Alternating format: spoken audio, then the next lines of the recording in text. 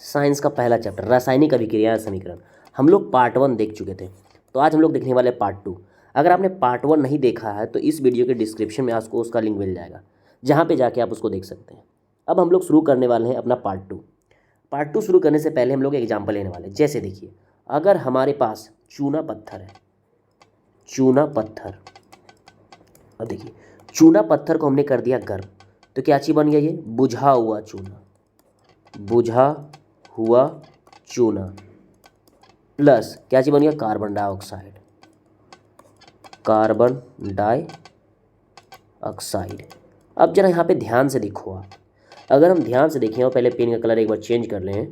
देखिए हमारे पास क्या चीज़ था भाई? चूना पत्थर था। अब चूना पत्थर को हमने जैसे ही ऊष्मा दिया तो ये किस में टूट गया? तो चूना पत्थर टूट गया बिना बुझा हुआ चूना में और कार्बन डाइऑक्साइड में। तो हमने रासायनिक अभिक्रिया में पढ़ चुका था कि जो रासायनिक अभिक्रिया में भाग लेते हैं उसको हम लोग क्या चीज़ बोलते हैं? अभिकारक। तो ये जो हमारा चूना पत्थर होगा भाई, तो ये जो हमारा चूना पत्थर होगा ये क्या चीज़ हो जाएगा? हमारा अभिकारक हो जाएगा। क्या चीज़ हो जाएगा? अभिकारक। और जो रासायनिक अभिक्रिया में जो बनता है उसको हम लोग क्या चीज़ बोल देते हैं? ये सब दोनों हमारा क्या चीज़? उत्पाद है। तो जो हमने इतना लंबा चौड़ा लिखा है, जो हमने ये पूरा इतना लंबा चौड़ा लिखा है, ये क्या चीज़ है? रासायनिक अभिक्रिया है। तो खुद सोचो, अब अगर आप रासायनिक अभिक्रिया को अगर हम बार बार इतना लंबा लिखें तो टाइम भी ज़्यादा लगेगा, ठीक है। लेकिन इसी को अगर हम लोग शॉर्ट में समझें, बहुत ही आसान तरीके से समझें, तो इसको हम लोग कैसे समझ सकते हैं? जी देखिए, अब हम लोग यहाँ पे क्या करने वाले हैं? हमारे पास चूना पत्थर है, तो चूना पत्थर को हम लोग लिख देंगे CaCO3। अब जैसे ही हमने चूना पत्थर को गर्म किया, क्या चीज़ बन गया था? बुझा हुआ चूना, बोले तो CaO बन गया, और क्या चीज़ बन गया हमारा? Carbon dioxide CO2। तो आप खुद देखो हमारे पास कितना लंबा समीकरण था और हमने उसको कितना छोटा कर दिया, और हमने उसको कितना छोटा कर दिया। अब यहाँ से इस समीकरण को समझना क्या चाहिए? आसान है। ये हो गया हमारा रासायनिक समीकरण और ये हमारा हो गया रासायनिक अभिक्रिया। अगर अब बात करें इसमें, ठीक है, तो ये जो हमारा क्या चीज़ है? ये जो हमारा CO2 है ये क्या चीज़ है? अभिकारक है। और ये CaCO3 अभिकारक है, और ये बुझा हुआ चूना और कार्बन डाइऑक्साइड ये सब दोनों क्या चीज़? उत्पाद है। अब जो हम लोग रासायनिक अभिक्रिया लिखते हैं, तो रासायनिक अभिक्रिया को और भी ज़्यादा इन्फॉर्मेटिव बनाने के लिए, जैसे हमारे पास क्या चाहिए? CaCO3, ये क्या चीज़? सॉलिड होता है, तो हम ब्रैकेट में क्या चीज़ लिख देंगे? S। तो पता चलेगा कि CaCO3 क्या चाहिए? क्या चाहिए? चूना पत्थर है जो क्या चाहिए? सॉलिड है भाई मेरे, क्या है? सॉलिड। और बनता क्या चाहिए मेरा? CaO, बिना बुझा हुआ चूना, और बिना बुझा हुआ चूना भी क्या चाहिए? होता है सॉलिड होता है। और ये जो हमारा कार्बन डाइऑक्साइड ये क्या चाहिए? गैस है। तो आप यहाँ से बस इतना हम समझ सकते हैं कि हमारे पास क्या था, हमारे पास क्या था? तो हमारे पास ये था रासायनिक अभिक्रिया, और हमने रासायनिक अभिक्रिया को रासायनिक समीकरण में चेंज कर दिया। और रासायनिक समीकरण को और भी ज़्यादा इन्फॉर्मेटिव बनाने के लिए हमने क्या किया? तो रासायनिक समीकरण को और भी ज़्यादा इन्फॉर्मेटिव बनाने के लिए, रासायनिक समीकरण को और भी ज़्यादा इन्फॉर्मेटिव बनाने के लिए देखिए, अब CaCO3 सॉलिड था, हमने सॉलिड लिख दिया, ये भी सॉलिड था, हमने सॉलिड लिख दिया, और कार्बन डाइऑक्साइड में गैस था तो गैस लिख दिया। तो यहाँ तक हम लोग कर चुके थे, यहाँ पे देख सकते हैं वही सब कुछ लिखा हुआ है। अब हम लोग यहाँ से जो अपना नेक्स्ट टॉपिक पढ़ने वाले हैं वो रासायनिक अभिक्रियाएं के प्रकार पढ़ने वाले हैं। तो दूसरा जो हमारा यहाँ जो टॉपिक होगा क्या होगा? रासायनिक अभिक्रियाएं के प्रकार क्या होते हैं। तो देखिए सबसे पहले हम लोग क्या चीज़ पढ़ेंगे? संयोजन अभिक्रिया। तो संयोजन के बाद हम लोग क्या चीज़ पढ़ेंगे? वियोजन। वियोजन, तो संयोजन वियोजन पढ़ेंगे। और वियोजन को हम लोग क्या चीज़ बोलते हैं? वियोजन को अपघटन भी बोला जाता है, अपघटन। तो संयोजन वियोजन पढ़ने के बाद हम लोग क्या चीज़ पढ़ेंगे? उसके बाद हम लोग पढ़ेंगे ऊष्माक्षेपी, ऊष्माक्षेपी और ऊष्माशोषी। उसके बाद हम लोग पढ़ेंगे विस्थापन अभिक्रिया। फिर इसी के नीचे हम लोग पढ़ेंगे द्विविस्थापन, द्विविस्थापन। फिर यहाँ पे उपचयन और अपचयन, और एक रेडॉक्स रिएक्शन भी है, तो हम लोग रेडॉक्स रिएक्शन भी पढ़ेंगे। तो इतना समीकरण हम लोग क्या चीज़ करने वाले हैं? यहाँ पे पढ़ने वाले हैं। और बाद में हम लोग ये भी जानेंगे जो वियोजन अभिक्रिया हम लोग पढ़ेंगे, तो वियोजन अभिक्रिया बहुत तरीके से होता है, ठीक है। एक ऊष्मीय वियोजन होता है, वैद्युत वियोजन होता है, वो भी पढ़ेंगे। अगर यहाँ पे हम बात करेंगे संयोजन, कुछ हम लोग टर्म है जो यहीं पे समझ लेंगे तो बेहतर होगा। अब जैसे कुछ टर्म हम लोग यहीं पे समझ लेते हैं।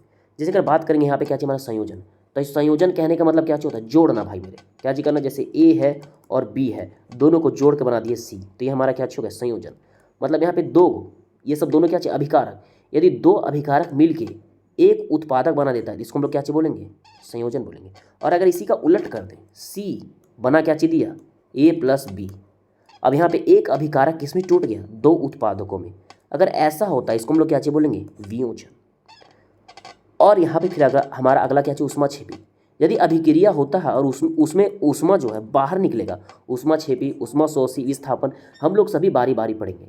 तो आइए हम लोग सबसे पहले अपना पहला समीकरण शुरू करते हैं, जिसको हम लोग क्या चीज़ बोलेंगे, संयोजन अभिक्रिया। तो संयोजन अभिक्रिया को हम लोग सबको जो पढ़ेंगे समीकरण से ही पढ़ेंगे।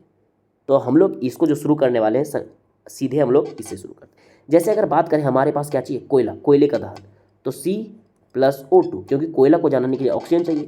अगर जलेगा तो क्या निकल जाएगा, CO2। तो आप यहाँ से बहुत ही आराम से देख सकते हैं कि ये सब दोनों हमारा क्या चाहिए, ये सब दोनों हमारा अभिकारक है, ये सब दोनों क्या अभिकारक। और जो उत्पादक है, उत्पादक क्या है, CO2। तो यही तो है हमारा संयोजन अभिक्रिया। जब दो या दो से अधिक अभिकारक मिल के उत्पादक बना देंगे, एक उत्पादक बना देंगे, तो इसको हम लोग क्या बोलेंगे, संयोजन अभिक्रिया।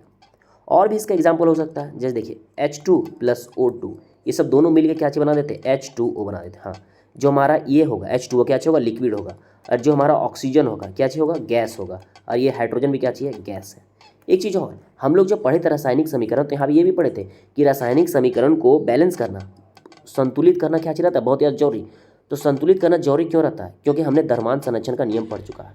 उसी को फॉलो करने के लिए, वही नियम को फॉलो करने के लिए हम लोग क्या चाहिए करते हैं, इसको संतुलित करते हैं। ठीक है, जब आप पार्ट 1 देखिएगा आपको सब समझ में आएगा।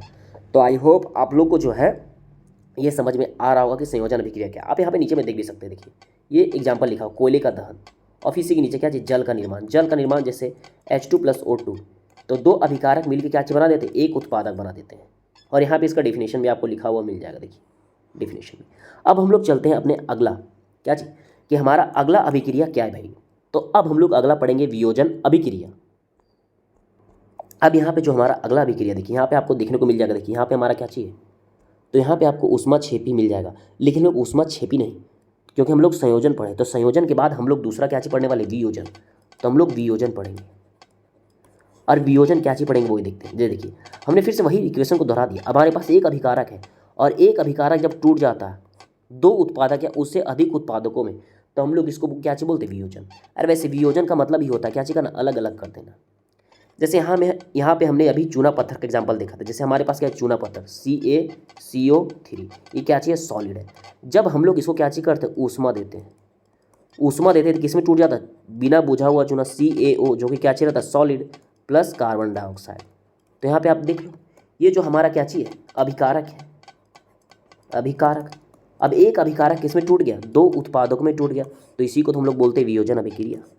जब एक अभिकारक, देखिए आपको यहाँ पे डेफिनेशन लिखा हुआ मिल जाएगा, ठीक है, ऐसी अभिक्रिया जिसमें एकल अभिकारक टूटकर दो या दो से अधिक उत्पाद बना देते हैं। कभी कभी दो ही बन सकता है, दो से ज़्यादा भी बन सकता है।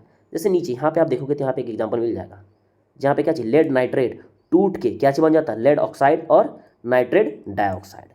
सिंपल सा बात था। अगर जैसे हम यहाँ पे बोले कि हमारे पास क्या चीज़, जेड है, और जेड क्या चीज़ होता है, टूट जाता है X+Y+W में। तो देखिए यहाँ पे क्या चीज़ आपको देखने को मिला कि हमारे पास जो यहाँ पे क्या था, अब हमारे पास देखिए यहाँ पे जो जेड था क्या चीज़ था, एक अभिकारक था। अब एक अभिकारक कितना उत्पादकों में टूट गया, तीन उत्पादकों में। जब एक ही अभिकारक रहेगा वह, और जब वह दो या दो से अधिक उत्पादकों में टूट जाएगा, तो इसको हम लोग क्या चीज़ बोलेंगे, इसको हम लोग बोल देंगे ये क्या चीज़ है, वियोजन अभिक्रिया। अब हम लोग यहाँ पे जो वियोजन अभिक्रिया है, वियोजन अभिक्रिया के प्रकार भी होते हैं। प्रकार कहने का मतलब किसी भी चीज़ को कैसे तोड़ा जाता है भाई मेरे, किसी भी चीज़ को कैसे तोड़ा जाएगा। जैसे अगर हम लोग एग्जांपल ले लें CaCO3 का, जो हमने एग्जांपल लिया था, CaCO3 क्या चीज़, सॉलिड है। हम लोग इसको क्या चीज़ करते हैं, ऊष्मा देते हैं। ऊष्मा देते तो क्या है, किसमें टूट जाता है, CaO+CO2। तो ये वियोजन तो हो रहा है, वियोजन हो रहा है भाई मेरे, लेकिन कैसा वियोजन है, ये ऊष्मीय वियोजन है, ऊष्मीय वियोजन है। क्योंकि जब इसको हम ऊष्मा दे रहे हैं तब ये क्या हो रहा है, दो में टूट जा रहा है। किसमें किसमें टूट जा रहा है भाई मेरे, बिना बुझा हुआ चूना और कार्बन डाइऑक्साइड में। तो कैसा वियोजन हो गया, ये ऊष्मीय वियोजन। चूना पत्थर को, जब चूना पत्थर को ऊष्मा दिया जा रहा है तब ये बिना बुझा हुआ चूना और कार्बन डाइऑक्साइड में टूट जा रहा है। तो इस वियोजन को हम लोग क्या बोलेंगे, ऊष्मीय वियोजन। अब हम लोग जब एक और वियोजन देखेंगे, वो वियोजन क्या रहेगा हमारा, जैसे देखिए पेन का थोड़ा सा कलर चेंज कर लेते हैं, वियोजन। अब जरा हमारे पास क्या चीज़, आप जरा यहाँ पे ध्यान से देखो। अब जरा हमारे पास क्या चीज़, H2O, हमारे पास क्या चीज़, जल है, मतलब लिक्विड के फॉर्म में। और जब हमें इससे क्या चीज़ करते हैं, विद्युत धारा पास कर देते हैं, तब ये हाइड्रोजन गैस और ऑक्सीजन ये सब दोनों में क्या चाहिए होता है, परिवर्तन होता है। आप यहाँ पे देखो, तो हमने यहाँ पे क्या चीज़ किया, हमने विद्युत धारा प्रवाहित किया, विद्युत धारा। अब देखो फिर से ध्यान से देखो, हमारे पास क्या था, जल था, और जब जल में हमने विद्युत धारा प्रवाहित किया तो हाइड्रोजन गैस और ऑक्सीजन गैस में क्या चीज हो गया, टूट गया। मतलब एक अभिकारक दो उत्पादकों में टूट गया। यार कैसे टूटा भाई, विद्युत धारा के कारण। तो इसी को हम लोग क्या चीज बोलेंगे, वैद्युत वियोजन। तो इसी को हम लोग बोल देंगे वैद्युत वियोजन। आई होप आप लोगों को समझ में आ रहा होगा। ठीक है, अब हम लोग चलते हैं अपने अगले अभिक्रिया पे, और अगला अभिक्रिया हम लोग यहीं से पढ़ लेते हैं, क्योंकि यहीं पे हमारा क्या चाहिए, ऊष्माक्षेपी अभिक्रिया। तो ऊष्माक्षेपी और ऊष्माशोषी बहुत ज़्यादा आसान है, इसमें आपको कोई दिक्कत नहीं होगा। जैसे अगर बात करेंगे यहाँ पे क्या चाहिए, ऊष्माक्षेपी।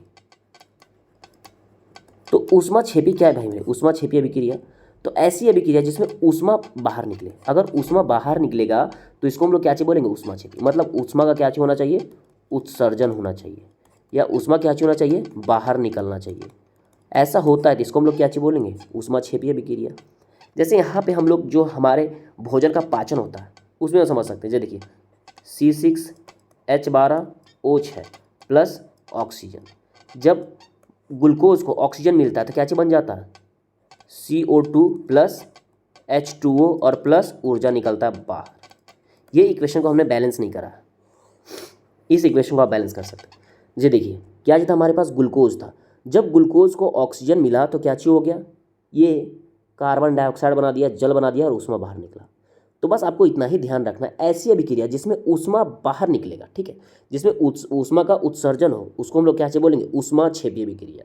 एक और एग्जाम्पल है, जब मीथेन गैस को ऑक्सीजन के प्रेजेंट में जलाया जाता है तो कार्बन डाइऑक्साइड निकलता है और वाटर भी निकलता है और ऊष्मा भी निकलता है। सिंपल सा बात, अगर ऊष्मा निकलेगा तो इसको हम लोग बोलेंगे ऊष्माक्षेपी अभिक्रिया।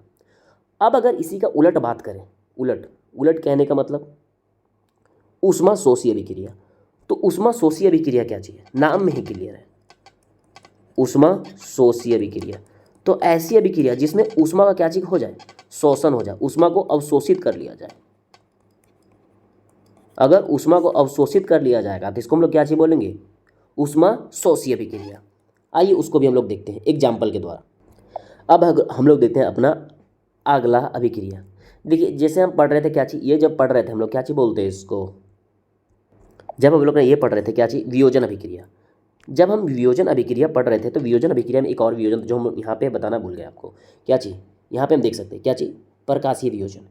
कहने का मतलब जब आप AgCl को क्या चीज देंगे, सूर्य का प्रकाश देंगे तो Ag प्लस Cl2 में टूट जाएगा। तो देखिए यहाँ पे क्या चाहिए, एक अभिकारक है और किस में टूट गया भाई मेरे, दो उत्पादकों में टूट गया। तो सिंपल सा बात है, प्रकाश से जो टूटेगा, प्रकाश से भी विभाजित होता है, ऊष्मा से भी होता है, और एक और विद्युत धारा से। तो हमने तीन क्या चीज़ देख लिया था, वियोजन अभिक्रिया।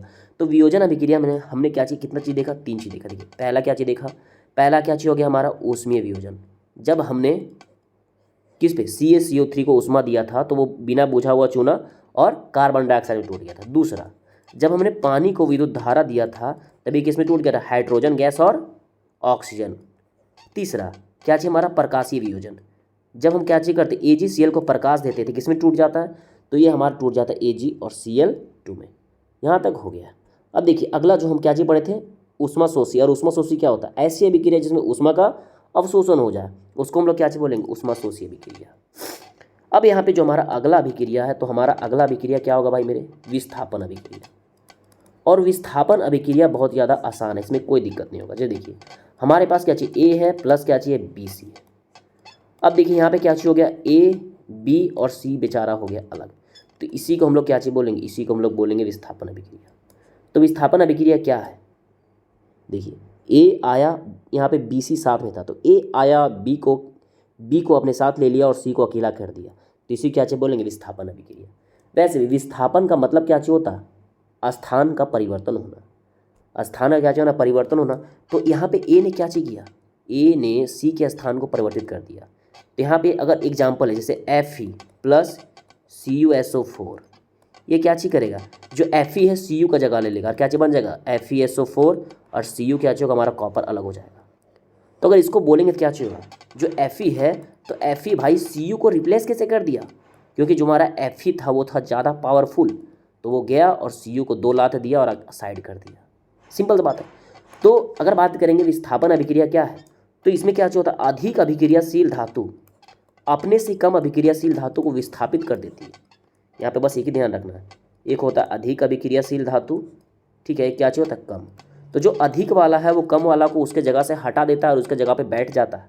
अब यहाँ पे देख सकते हैं, यहाँ पे क्या हुआ, जैसे ए ज़्यादा पावरफुल था तो गया और जाके सी की जगह पे बैठ गया और सी को भगा दिया, तो इसी को क्या बोलेंगे हम लोग, विस्थापन अभिक्रिया।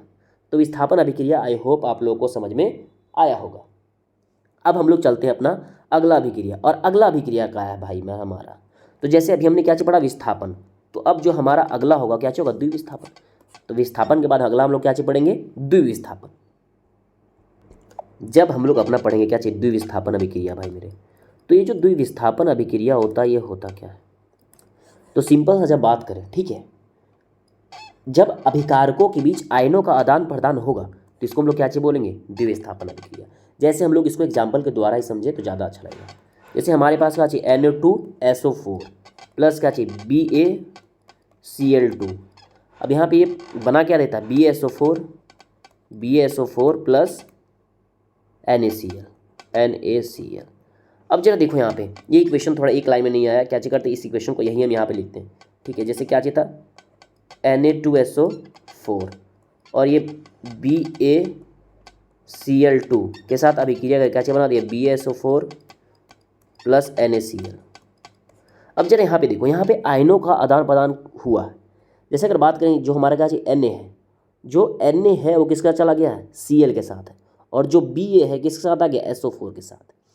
तो जब क्या चाहिए होगा, अभिकारकों के बीच आयनों का, इसलिए ये सब दोनों हमारा क्या चाहिए, अभिकारक है। एक बार हम लोग पेन का कलर क्या चाहिए चेंज कर लेते हैं, ऊपर वाला को मिटाई लेते हैं इसको। चलो आप हट जाओ भाई। अब हम लोग पेन का कलर पहले चेंज कर लेते हैं, पेन का कलर हम लोग कर लेते हैं काला। अब जरा यहाँ पे देखो आप, अगर यहाँ बात करें तो ये सब दोनों हमारा क्या चाहिए, ये सब दोनों है अभिकारक। और अभिकारकों के बीच ही क्या चाहिए हुआ, आयनों का आदान प्रदान हुआ। जैसे अगर यहाँ बात करें, जो Na है किसके साथ आ गया, Cl के साथ आ गया, और जो Ba है किसके साथ आ गया, SO4 के साथ। जब आपस में अभिकारकों के बीच ही क्या चाहिए होगा, आयनों का आदान प्रदान हो जाएगा, आयनों का आदान प्रदान। तो इसी को हम लोग क्या चीज़ बोलेंगे, इसी को बोल देते हैं हम लोग द्विविस्थापन अभिक्रिया। जैसे हम लोग एक और एग्जाम्पल लेते हैं, अगर इसी का एक और एग्जाम्पल लें हम लोग, चलिए ठीक है, एक और एग्जाम्पल ले लेते हैं हम लोग। जैसे अगर यहाँ पे बात करेंगे क्या चीज़ हमारे पास, NaOH, जब इसको हम लोग अभिक्रिया करा देते हैं HCl के साथ तो क्या चीज़ बन जाता है, तो ये हमारा क्या चीज़ बन जाता है, NaCl बन जाता है और वाटर बाहर निकल जाता है। अब यहाँ पे देखो, यहाँ भी वही हुआ है, ठीक है, यहाँ पे कुछ एक्स्ट्रा नहीं, यहाँ भी जो हमारा अभिकारक है, ये सब दोनों क्या चाहिए, अभिकारक है, NaOH सोडियम हाइड्रोक्साइड और हाइड्रोक्लोरिकम, ये सब दोनों अभिकारक है। तो यही दोनों अभिकारकों के बीच क्या चाहिए, वो आयनों का आदान प्रदान हुआ। तो जब अभिकारकों के बीच आयनों का आदान प्रदान होगा तो इसी को हम लोग क्या चाहिए बोलेंगे, द्विविस्थापन अभिक्रिया। द्विविस्थापन अभिक्रिया को एक छोटा सा हम लोग एग्जाम्पल, एक और एग्जाम्पल लेंगे और उसको एक और समझना चाहेंगे। जी देखिए, अगर यहाँ पे क्या चाहिए, देखिए AB प्लस C और D, तो ये बन क्या जाएगा, AC प्लस BD। देखिए अब यहाँ पे जो हमारा ये सब दोनों थे, ये सब दोनों क्या चाहिए, अभिकारक है, ये सब दोनों क्या चाहिए भाई मेरे, अभिकारक। अब ये सब दोनों अभिकारकों ने क्या चाहिए किया, आपस में आयनों का आदान प्रदान कर लिया। अगर आपस में आयनों का आदान प्रदान हो जाएगा तो इसी को क्या चाहिए बोलेंगे, द्विविस्थापन। क्योंकि यहाँ पे आयन जो है 2 बार विस्थापित हुए, कितने विस्थापन, 2 बार। देखिए यहाँ पे 2 बार विस्थापन हुआ, जब 2 बार विस्थापन होगा तो इसको बोलेंगे द्विविस्थापन अभिक्रिया। आई होप आप लोगों को कुछ तो जरूर समझ में आ रहा होगा। अब यहाँ पे जब हमारा विस्थापन खत्म हो गया, हमारा द्विविस्थापन खत्म हो गया, संयोजी खत्म हो गया, वियोजी खत्म हो गया, ऊष्माक्षेपी खत्म हो गया, ऊष्माशोषी खत्म हो गया, जब हमारा इतना खत्म हो गया तो और क्या बचा था, अपचयन और उपचयन बचा था। तो अब हम लोग अपना अगला जो देखने वाले, क्या देखने वाले, अपचयन और उपचयन अभिक्रिया, कि अपचयन क्या होता है और उपचयन क्या होता है। तो अपचयन और उपचयन को समझने के लिए हम लोग सीधा एग्जाम्पल लेते हैं। जैसे हमारे पास क्या है, Cu, और जब Cu को ऑक्सीजन के संपर्क में लाया जाता है क्या बन जाता है, CuO। अब जरा आप यहाँ पे देखो, ठीक है, यहाँ पे अब यहाँ पे हम लोग क्या चीज़ देखने वाले हैं, पहले एक पेन का कलर हम लोग चेंज कर लेते हैं, इसको हम लोग कर लेते हैं ग्रीन। अब जरा देखिए आप, अगर बात करें यहाँ पे हमारा क्या चीज़, Cu है, ठीक है भाई मेरे, क्या है, Cu। अब जब Cu इस पार गया तो इसके पास क्या चीज़ आ गया, ऑक्सीजन आ गया, क्या चीज़ आ गया, ऑक्सीजन। और अगर ऑक्सीजन का वृद्धि होता है, क्या चीज़ होता है, ऑक्सीजन का वृद्धि, तो इसको हम लोग क्या चीज़ बोलते हैं, उपचयन। बस आपको इतना ही ध्यान रखना है। जैसे हमारे पास क्या चीज़ था, कॉपर था भाई मेरे, और जो कॉपर जाकर उत्पादक बना तो इसमें था क्या चीज़, इसके पास ऑक्सीजन नहीं था, लेकिन यहाँ गया तो ऑक्सीजन आ गया, तो ऑक्सीजन का आना ही क्या चीज कहलाता है, ऑक्सीजन का वृद्धि होना ही क्या चीज कहलाता है, उपचयन। आसान है, ऑक्सीजन का आना ही क्या चीज कहलाता है, उपचयन। अगर यही अभिक्रिया को हम लोग क्या चीज करें, रिवर्स कर दें, जैसे हम लोग ले CuO प्लस H2 और इसको क्या चीज करें, गर्म कर देते, क्या चीज बन जाएगा, Cu प्लस H2O। पेन का कलर हम लोग एक बार और चेंज करते हैं और इसको हम लोग कर लेते हैं पीला। जरा देखिए, अगर यहाँ पे हम क्या चाहिए, इसको गर्म किए मतलब तापन किए, तापन, जब इसको तापन किए देखिए हमारे पास क्या था, CuO। अब CuO जब इधर आया तो इसके पास क्या चाहिए हो गया, ऑक्सीजन क्या चाहिए होगा, ऑक्सीजन का हार्स हो गया, ऑक्सीजन क्या चाहिए होगा, हार्स, मतलब ऑक्सीजन कम हो गया। और जब ऑक्सीजन कम हो जाएगा तो इसी को हम लोग क्या चाहिए बोलते हैं, अपचयन। बस एक सुंदर सा एग्जाम्पल और हम लोग समझ गए अपचयन उपचयन क्या होता है। एक बार हम लोग फिर से देख लेते हैं। जैसे हमारे पास यहाँ था Cu और जब Cu इधर आया तो इसके पास ऑक्सीजन आ गया भाई मेरे, और जब ऑक्सीजन आ जाता है तो इसको हम लोग क्या चाहिए बोलते हैं, उपचयन। आपको दिख ही रहा होगा यहाँ पे Cu अकेले है, लेकिन जैसे ही इधर आया इसके पास क्या चाहिए, ऑक्सीजन। तो ऑक्सीजन का आना ही मतलब ऑक्सीजन का वृद्धि होना, ठीक है, ऑक्सीजन का वृद्धि होना क्या चीज कहलाता है, तो ऑक्सीजन का वृद्धि होना उपचयन कहलाता है।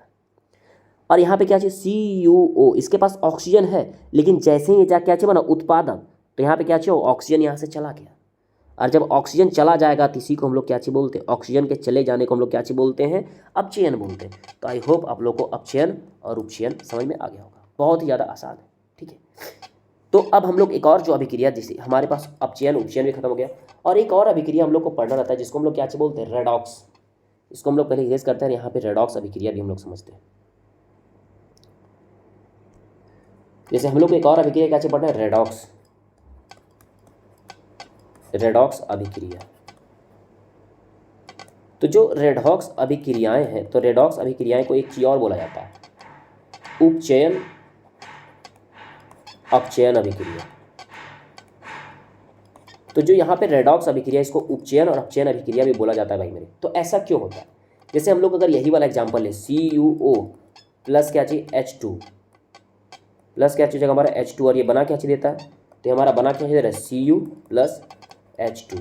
यहाँ पर हम लोग दो बार पेन का कलर चेंज करेंगे क्योंकि दो बार हम लोग अलग अलग चीज़ करने वाले हैं, तो दोनों बार आपको समझ में आना चाहिए। ये देखिए, जैसे हमारे पास यहाँ क्या था, Cu, अब Cu यहाँ पे गया तो यहाँ पे क्या चाहिए, और हम नीचे लिखते हैं इसको। जब ये रहा सिचुएशन था तो क्या चाहिए हुआ, ऑक्सीजन का क्या चाहिए हुआ भाई मेरे, हार्स हुआ, O2 का क्या चाहिए हुआ, हार्स, मतलब ऑक्सीजन का हार्स हुआ। लेकिन आप ये वाला केस देखो, H2, जब ये इधर आया तो यहाँ पे क्या चाहिए आया, ऑक्सीजन, बोले तो O2 का क्या चाहिए हुआ, वृद्धि हुआ, ऑक्सीजन का वृद्धि। बस सिंपल सा बात है। मतलब ये जो आपको पूरा का पूरा अब ये दिख रहा है, एक बार और हम लोग पेन का कलर चेंज करते हैं। अब ये जो आपको पूरा का पूरा इक्वेशन दिख रहा है, ये पूरा का पूरा जो रासायनिक अभिक्रिया दिख रहा है, इसमें क्या दिखा कि एक बार ऑक्सीजन O2 का क्या चाहिए हुआ, वृद्धि हुआ, और दूसरी बार ऑक्सीजन का क्या चाहिए हुआ, हार्स हुआ। तो जब एक अभिक्रिया में ये सब दोनों होगा तो इसी को हम लोग क्या चाहिए बोलेंगे, रेडॉक्स रिएक्शन, रेडॉक्स अभिक्रिया है, रेडॉक्स अभिक्रिया है, या इसी को क्या चाहिए बोलेंगे, अपचयन उपचयन। आई होप आपको समझ में जरूर आया होगा, कोई दिक्कत नहीं। जैसे हम लोग देख लेते हैं, जैसे यहाँ पे Cu था और यहाँ जा क्या चुका है, ऑक्सीजन कम हो गया, तो ऑक्सीजन का कम होना, ऑक्सीजन का कम होना क्या कहलाता है, अभी हमने जस्ट पढ़ा, ऑक्सीजन का कम होना क्या चीज कहलाता है भाई मेरे, तो ऑक्सीजन का कम होना अपचयन कहलाता है। क्या चीज कहलाता है, अपचयन। लेकिन यहाँ पे क्या चाहिए, ऑक्सीजन का वृद्धि हो गया, तो ऑक्सीजन का वृद्धि होना क्या चीज कहलाता है, उपचयन। तो जब एक ही इक्वेशन होगा और एक ही इक्वेशन में उपचयन अपचयन दोनों होगा तो इसी को हम लोग क्या चीज बोलेंगे, रेडॉक्स रिएक्शन। आई होप आपको समझ में जरूर आया होगा। अब यहाँ पे हमारा ये सब जितना भी अभिक्रियाएं हैं वो सारा का सारा हो जाता है ख़त्म। अब हम अभिक्रिया अब हम लोग का हो जाता है ख़त्म। अब हम लोग को कुछ पढ़ना रहता है, कुछ और क्या, जैसे यहाँ पे एक चीज़ हम लोग को अब नया चीज़, अपने दैनिक जीवन में बहुत सारी अभिक्रियाएं होती हैं, हमारे दैनिक जीवन में वही अभिक्रिया। जैसे अगर आपको बोला जाए आपके पास क्या चाहिए भाई मेरे, लोहा है, आपके पास क्या है भाई मेरे, आपके पास चांदी है, ठीक है, आपके पास लोहा है, आपके पास चांदी है, एक और अन्य वस्तु ले लीजिए। जैसे अगर आपके पास एक चीज़ और क्या चाहिए होगा, तांबा होगा। अगर दैनिक जीवन में देखें, ठीक है, अगर लोहा है तो लोहा क्या चीज़ करता है, देखना, लोहा में जंग लगे क्या चाहिए, अपने ऊपर भूरे रंग का पदार्थ जमा लेगा, क्या चाहिए, भूरे रंग का। और जो चांदी है, चांदी क्या चीज़ हो जाता है भाई मेरे, काला हो जाता है। और तांबा, तांबा क्या चीज़ होता है मेरा, हरा हो जाता है, हरा, हारा, तो क्या चाहिए होता है, हरा हो जाता है, हरा। चलिए देखिए, यहाँ पेन का कलर हम लोग चेंज करते हैं और एक बार देखते हैं, कोई भी दिक्कत नहीं है, बहुत ज़्यादा आसान है। जैसे लोहा है तो लोहा अभिक्रिया का क्या चाहिए हो गया भाई मेरा, भूरा हो गया। चांदी, ये जो हमारा चांदी अभिक्रिया क्या चाहिए हो जाएगा था, काला हो जाता। और तांबा अभिक्रिया करके क्या चाहिए होता, हरा हो जाता है। बस यही सब तीनों हम लोग को क्या चाहिए पढ़ना, तो सिंपल सा बात, अगर आप पूछे बताइए लोहा क्या चीज करता है, तो लोहा जो भाई मेरे हवा O2 और पानी आर्द्रता, ये सब दोनों से अभिक्रिया करके अपने ऊपर भूरे रंग का एक पदार्थ जमा कर लेता है, और इसी को हम लोग क्या चीज बोलते हैं, लोहे में जंग लगना। लोहे में जंग लगना, और ये क्या चीज, रासायनिक अभिक्रिया। तो आई होप आप लोग को समझ में जरूर आएगा तीनों चीज़। एक बार हम लोग फिर से कर लेते हैं। जैसे हम लोग क्या सबसे पहले क्या चीज़ देखिए, लोहा। अब लोहा क्या चीज़ करता है, अपने ऊपर भूरे रंग का पदार्थ ले आता है। जो चांदी है, चांदी क्या चीज़ करता है, अपने ऊपर काले रंग का पदार्थ ले आता है। और जो तांबा है, तांबा क्या चीज़ होता है भाई मेरा, हरा हो जाता है। तो यही तीनों तो पढ़ना है। तो उसके बाद अगर ये हम पढ़ लिए कि लोहा क्या चीज़ होता है, O2 और जल H2O के साथ अभिक्रिया करके क्या चीज़ होता है भाई मेरे, अपने ऊपर भूरे रंग का पदार्थ जमा कर लेता है, जिससे हम लोग क्या चीज़ बोलते हैं, लोहे में जंग लगना। तो सिंपल सा बात, अगर आपको अगला क्वेश्चन ये पूछेगा, बताओ लोहे में जंग लगने से कैसे बचेंगे। अगर लोहे में हमको जंग नहीं लगाना होगा तो इसको कैसे बचाएंगे, लोहे में जंग लगने से कैसे रोकेंगे। सिंपल सा बात है, अभी तो हमने पढ़ा कि अगर लोहे में जंग लगना है तो इसको क्या चाहिए, O2 चाहिए और क्या चाहिए, H2O चाहिए। ये सब दोनों चाहिए। O2O H2O कहने का मतलब आर्द्रता चाहिए, आर्द्रता चाहिए, और क्या चाहिए, पानी चाहिए। अगर हमारे पास ये लोहे का छड़ है, लोहे का छड़, अगर हम क्या चीज़ करेंगे, लोहे के छड़ को अगर पेंट कर दें, अगर ये लोहे के छड़ को हम लोग क्या चीज़ करते हैं, पेंट कर दें, तो पेंट कर दे तो जो हवा है, क्या है भाई मेरे, हवा और पानी, तो हवा और पानी डायरेक्ट आ पाएगा क्या लोहे के पास। अभी जो हवा और पानी है क्या जाएगा यहाँ पे, तो उसको क्या चीज़ मिल जाएगा, उसको मिल जाएगा पेंट। और पेंट क्या बोलेगा, अगर लोहा से मिलना है तो पहले हमसे मिलो, अगर लोहा से मिलना है तो पहले हमसे मिलो। और लोहा उसको, और उसको पेंट उसको वहीं से भगा देगा, किसको, ये वाटर और हवा को वहीं से भगा देगा। तो जो बेचारा हमारा लोहा है, जो हमारा क्या चीज़ बेचारा लोहा है, लोहा हमारा क्या चीज़ होगा, बच जाएगा। आई होप आप लोग को समझ में आया होगा। और क्या कर सकते हैं, ग्रीस लगा देंगे, तेल लगा देंगे, तेल लगा देंगे भाई मेरे, ग्रीस लगा देंगे। ये सभी क्या चीज़ बोलेगा। जैसे फिर से हम लोग एक एग्जाम्पल और लेते हैं, पेन का कलर पहले चेंज करते हैं और कुछ ऐसा कर लेते हैं, ऐसा कर लेते हैं। जैसे फिर से अगर ये हमारे पास क्या चीज़, लोहे का छड़ है, हम लोग फिर से एक बार पेन का कलर चेंज कर लेते हैं और इसको कुछ ऐसा कर लेते हैं। अभी हमारे पास ये हमारे पास क्या चीज़, लोहे का छड़ है। अगर लोहे के छड़ में लोग क्या चीज़ करेंगे, ग्रीस लगा देंगे। लो भाई ग्रीस लगा दिए, ये पूरा का पूरा ग्रीस लगा दिए, तेल लगा दिए। अब क्या चीज़ करेगा, यहाँ से O2 और आर्द्रता आना चाहेगा लोहे के पास कि चलो चलते हैं। तो ये चलेगा तो क्या चीज़ करेगा, ग्रीस और तेल क्या चीज़ बोलेगा, अगर लोहे से मिलना है तो पहले हमसे मिलो। और ये सब लोहे से उसको मिलने नहीं देगा, और मिलने नहीं देगा तो लोहा को कुछ होगा नहीं।